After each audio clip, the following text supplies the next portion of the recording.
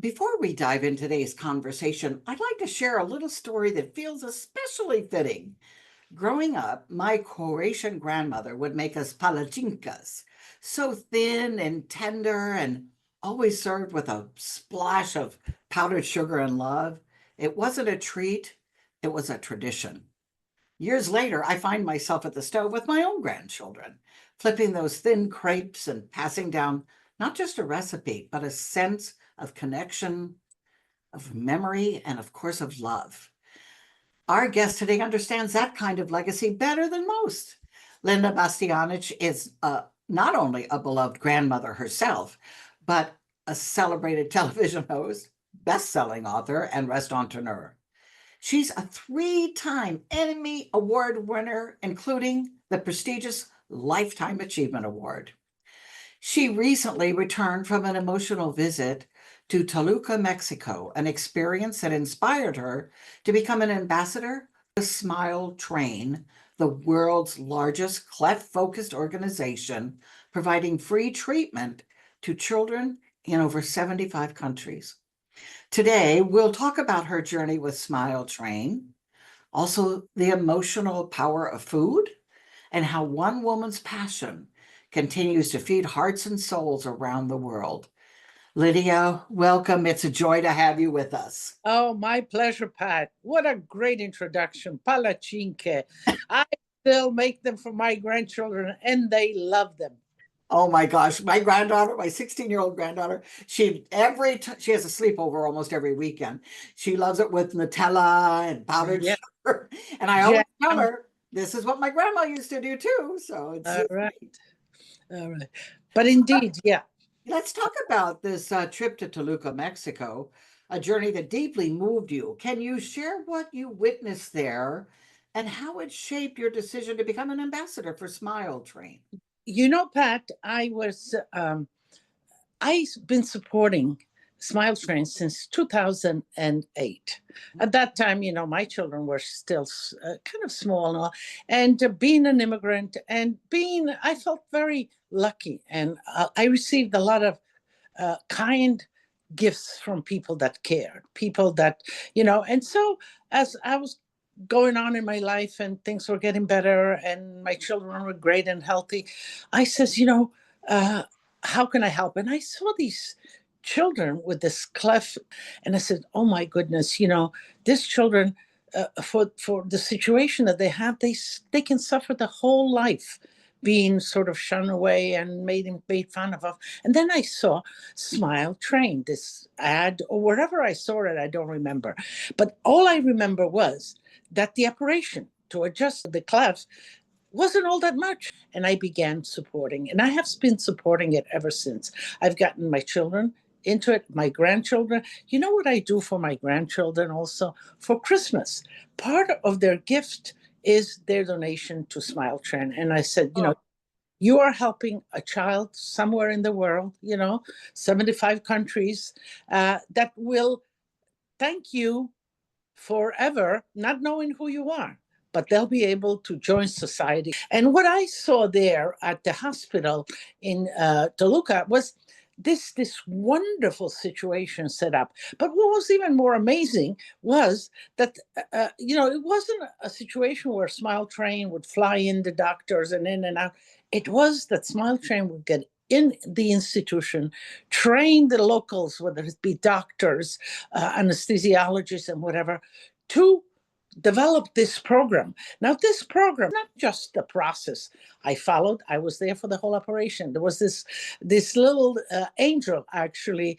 His name was Angel, but he was literally an angel. And you know what was very moving, Pat? When I came and we began, I got all my garbs on and dressed to go into the operating, the tremor of the mother and father holding this baby in their hand, not knowing, not understanding, and really their eyes begging, do something.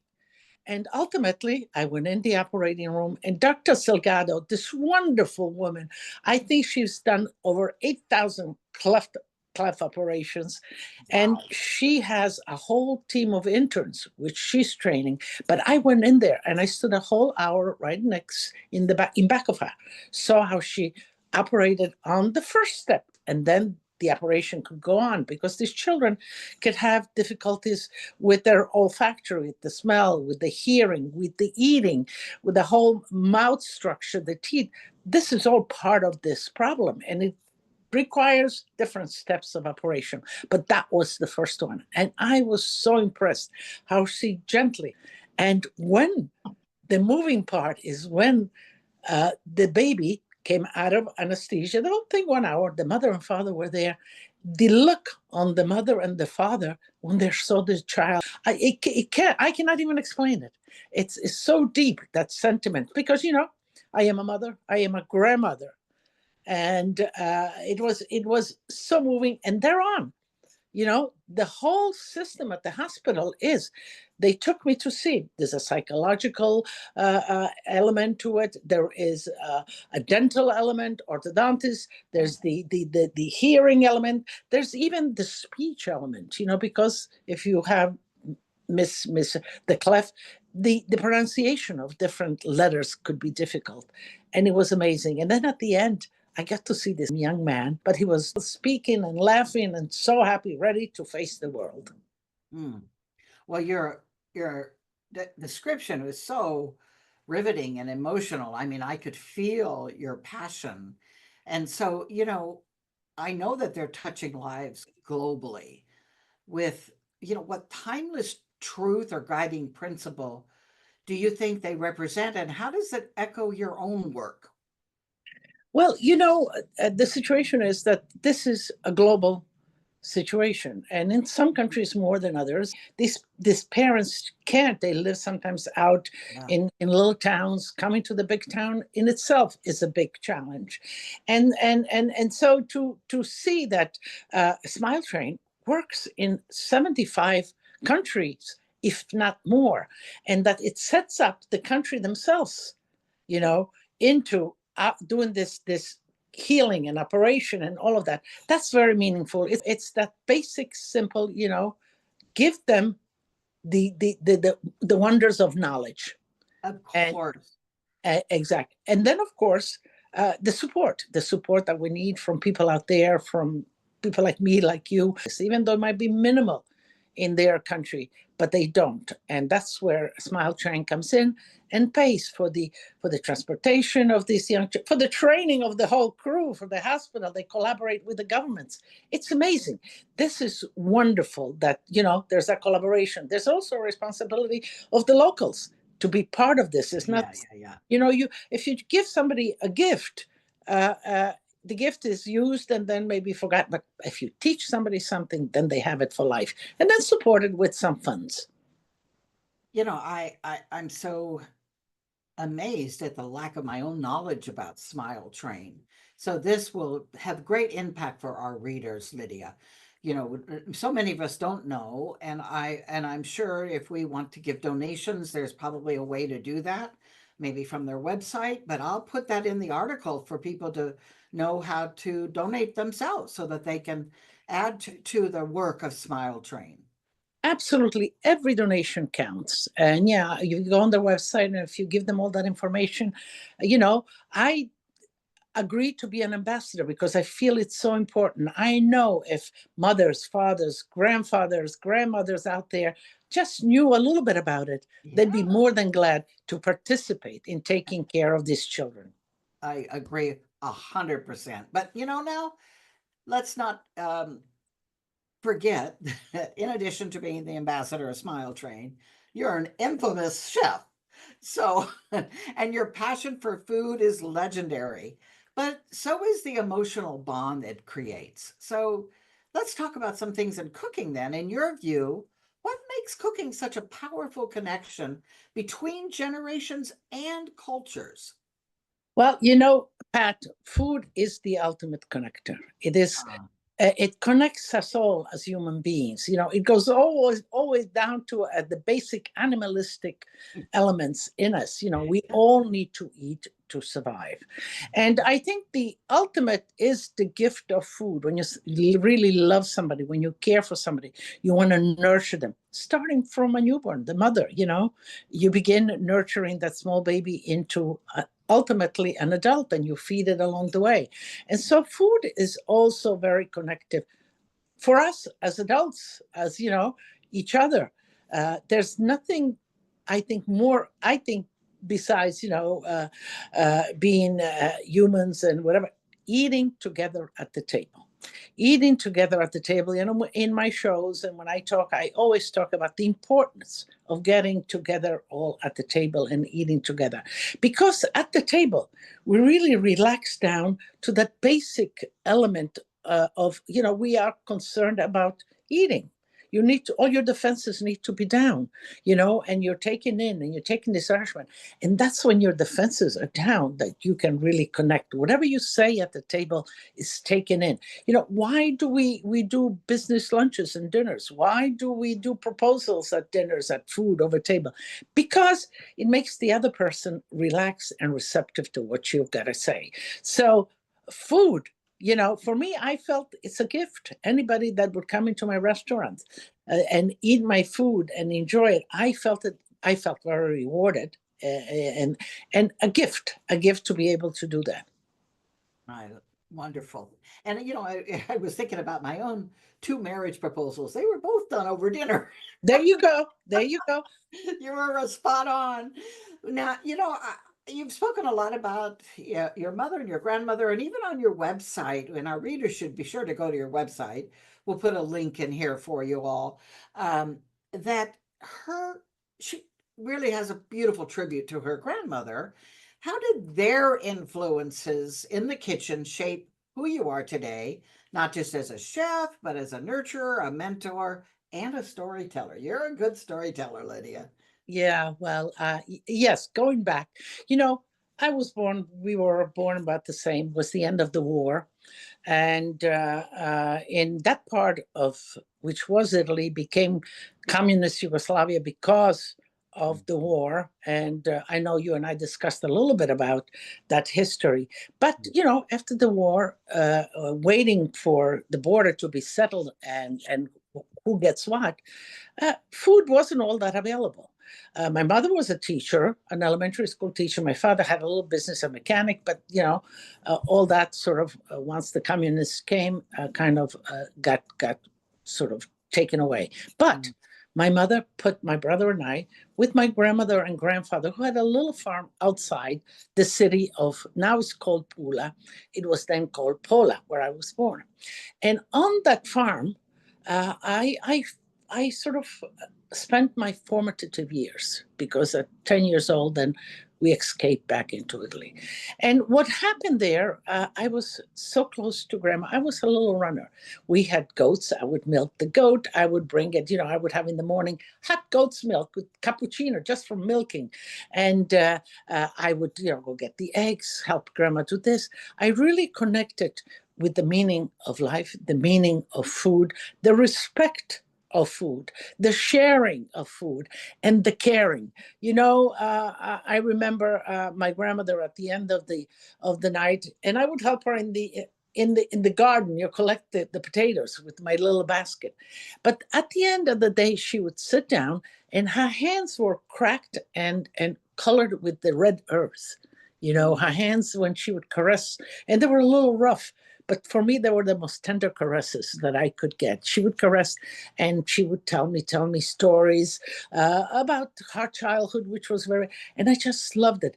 And I think that my passion and love for food came first, understanding, being firsthand with my hands in the dirt, getting those warm potatoes out of the earth, milking that goat and making ricotta from it. That and the passion that that love and food communicated. Then we, as I said, when I was 10 years old, we escaped back into Italy. The separation of my grandmother was very much felt for me. And I think that's what really opened my passion. I found food the ultimate connector. Whatever I cooked, what I remember from grandma, it brought back her aromas, it brought out her memories. It sort of touched me in the heart. And I continued to cook still in the same fashion, simple fashion, seasonal, simple food, not elaborated. It's not about me. I cook about our culture, what I remember and what brings memories to me. Oh, what a fabulous answer. Thank you. Do you see parallels between restoring a child's smile and the comfort of a lovingly prepared meal? Because both seem to nourish something beyond the physical. Absolutely, it's an emotional. You look at these children, and now the ideal, I think, operation is at 3 or 4 months. So they're newly borns. They're so fragile, Mm. and you see, my goodness. So the connection between getting that smile on that child's face, it's like having food or not having food. Without food, you kind of die. You wilt. So there is an emotional connection that food brings us nourishment, of course, physical, but also the connection of love, of being wanted, of being kind of accompanied along in life, is taking care of these children. And I think the ultimate smile of a child through that sort of curing period, and at the end, it's the ultimate reward. This one life has been completely changed. How can not feel good about that? How can one not feel good about that? Well, I agree, and I think everyone listening to this will also agree. Just two more questions, and then we'll start wrapping up. But your legacy spans cuisine, culture, and compassion. If you could serve one symbolic dish at a global table to represent unity, what would it be and why? You know, being on that area and being sort of Italian heritage, your Croatian heritage or whatever, so we overlap. One would say pasta, but you know what? Traveling around the world and you see the diversity in food in all the different cultures, because food is determined by what we have, what we cook. So it's Sure. determined by topography, by the climate, by religion. So it's all Yeah. different in different. So I think that the one unifying kind of factor in all of this would be a good soup. Some mixed vegetables, some grains, some lentils or beans, legumes. I think that's an underlying sort of list of ingredients for most cultures. So a nice bowl of warm soup, I think, with a nice piece of bread, crunchy bread, I think that's what I would serve. Oh my gosh, I was not expecting soup. I thought it would be, I don't know, pasta with some fish or something. I did not expect soup, but I agree. Now that I think about it, of course it's soup. What else could it be? That's As a grandmother, what traditions or values do you most hope to pass down to your own grandchildren? And how do you hope they'll remember you? that's a different. Just a loving grandma. That would be good enough for me. But Agreed. their hugs, their kisses, their call, and all of that. But going back, I think that your children, which is the first phase of your next generation, as a young mother, you are also very busy in providing for them, making sure that you're going to have enough money to pay for their education, a good living situation. When that is done, you have accomplished that, and you have gotten with your career or whatever you're doing, then the next most beautiful step comes being a grandparent. And I think being a grandparent, I think, I felt the responsibility, yes, the education and all of that. I think parents take it, but also being kind of caring, being aware, being nurturing, being respecting our environment, respecting the food, not wasting, and helping people that need help in whatever capacity you can. Not everybody can do everything. So I get them involved, every more, since, I kind of retired a little bit from the restaurants. I still my books and my television, but I do a lot of, trying to help local fundraising, whether it's autistic children, cooking with them. And I always bring my children in. I always share with them because they need to know. They need to know. But you know what I always tell them, Pam? I said, take good care of yourself. You need to develop yourself. You need to become an adult. You need to become a fruitful adult, an adult that produces, that returns to society. Once you have developed yourself and you have grown into a full, then there's a period when you get enter into and you need to give back, and that's when you can give back most, when you reach, I certainly feel that in my grandmother's years, in my retirement years, I can really give back now, and it's a wonderful place to be, and I tell that to my children and grandchildren especially. That's a wonderful message for us all to hear. Thank you, Lydia. Before we wrap up, I'd love to leave our listeners with a few personal insights, just some behind the scenes, light behind the scenes moments that help us feel even more connected to you. So, when you have free time or you need to unwind, what are your favorite ways to relax or recharge? Ah, oh, there's a few. Yeah, I love to garden. Okay. I'm right after I'm finished with you, I'm gonna go check my tomatoes and so on, and I guess that takes me back to my grandma childhood.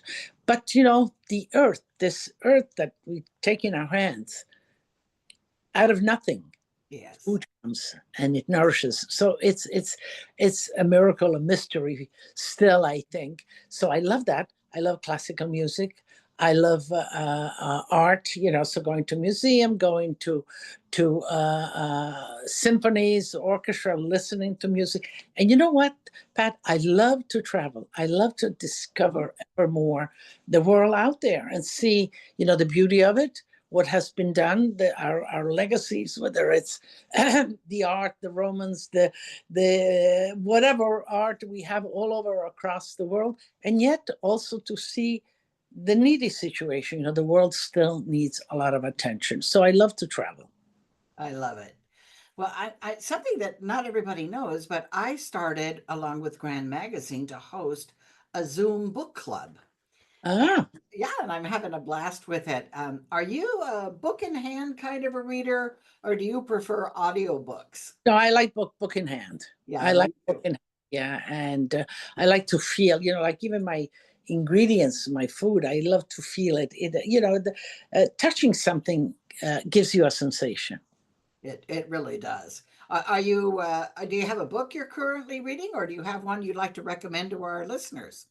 Okay, now which one did I just? Adriana Trigiani. I read her. She has a new one, Lake Como. So Oh, I have it. ooh, I have it on my. I know her personally. She's wonderful. I love the way she captures the Italian way of life and the stories that she tells. So Lake Como by Adriana Trigiani, I think, might be my next night, and I would recommend it because I love her. all right. Well, I'm going to do that. Well, Lydia, thank you for sharing your heart, your stories, your incredible spirit with us today. Your journey from starting with stirring pots in your family's kitchen to stirring hope in children's lives around the world is really and truly nothing short of inspiring. Your work with Smile Train, your commitment to preserving heritage through food, and your devotion to family reflect a legacy that goes really far beyond the recipes. It's one of compassion, resilience, and love. Thank you so much. Wow, thank you, Pat. And, I wish that everybody would take a little time and check out Smile Train and make a little donation so these children can smile. Thank you so much. Couldn't have said it better myself.